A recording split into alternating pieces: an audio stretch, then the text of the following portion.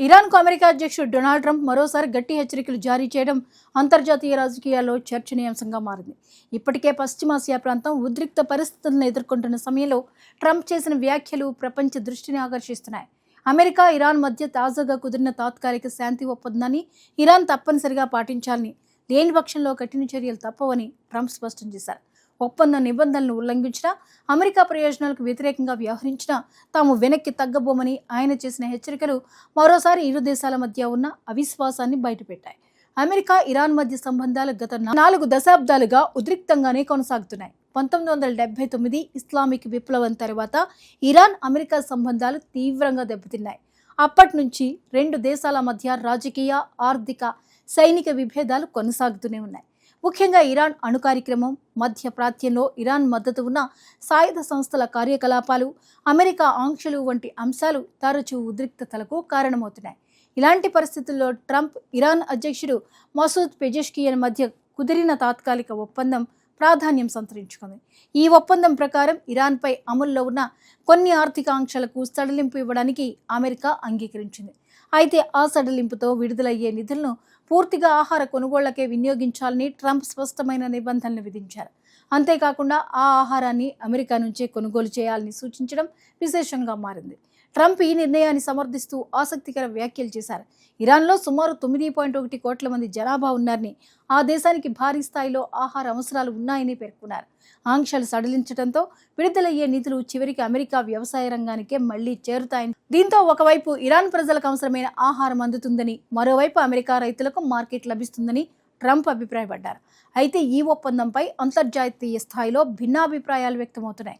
కొందరు విశ్లేషకులు దీన్ని ఉద్రిక్తతలను తగ్గించే దిశగా తీసుకున్న సానుకూల అడుగుగా అభివర్ణిస్తుంటే, మరికొందరు మాత్రం ఇది పూర్తిస్థాయి శాంతి ఒప్పందం కాదని, కేవలం తాత్కాలిక వ్యూహాత్మక నిర్ణయం మాత్రమేనని అభిప్రాయపడుతున్నారు.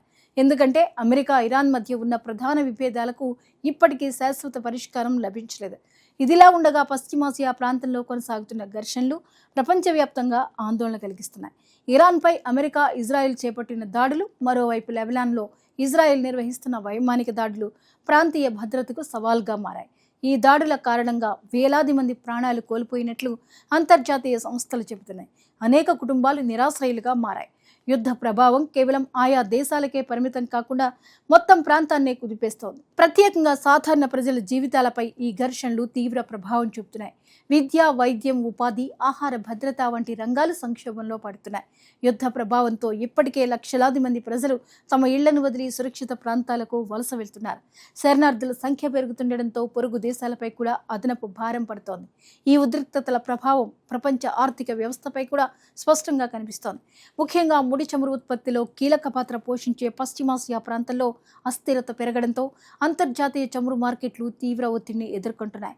సరఫరాపై అనిశ్చితి పెరగడం వల్ల ముడి చమురు ధరలు పెరుగుతున్నాయి. దాంతో రవాణా ఖర్చులు పెరిగి ప్రపంచవ్యాప్తంగా ద్రవ్యోల్బణ ఒత్తిళ్లు పెరుగుతున్నాయి. భారత్ వంటి చమురు దిగుమతులపై ఆధారపడే దేశాలపై కూడా ఈ పరిస్థితి ప్రభావం చూపే అవకాశం ఉంది. చమురు ధరలు పెరిగితే పెట్రోల్, డీజిల్ ధరలపై ప్రభావం పడుతుంది. దాంతో రవాణా, పరిశ్రమలు, వ్యవసాయం సహా అనేక రంగాల్లో ఖర్చులు పెరిగే అవకాశం ఉంటుంది. అంతర్జాతీయ మార్కెట్లో ఏర్పడే ప్రతి ఉద్రిక్తత భారత ఆర్థిక వ్యవస్థపై కూడా పరోక్ష ప్రభావాన్ని చూపుతుంది. ప్రస్తుతం ప్రపంచ దేశాల దృష్టి అమెరికా, ఇరాన్ ఒప్పందంపైనే కేంద్రీకృతమై ఉంది. ఈ ఒప్పందం నిజంగా శాంతికి దారితీస్తుందా, లేక మరోసారి ఇరు దేశాల మధ్య ఘర్షణలకు కారణమవుతుందా అన్నది ఆసక్తికరంగా మారింది. ట్రంప్ హెచ్చరికల నేపథ్యంలో ఇరాన్ ఎలా స్పందిస్తుందన్న అంశం కూడా కీలకంగా మారింది. మొత్తానికి పశ్చిమాసియాలో శాంతి నెలకొనడం ప్రపంచ స్థిరత్వానికి అత్యంత అవసరం.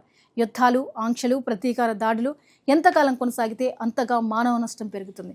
అదే సమయంలో ప్రపంచ ఆర్థిక వ్యవస్థపై కూడా ప్రతికూల ప్రభావం మరింత తీవ్రమవుతుంది. అందుకే అమెరికా, ఇరాన్ మధ్య కుదిరిన ఈ తాత్కాలిక ఒప్పందం భవిష్యత్తులో శాశ్వత శాంతికి పునాది అవుతుందా లేదా అన్నది రాబోయే రోజుల్లో తేలనుంది.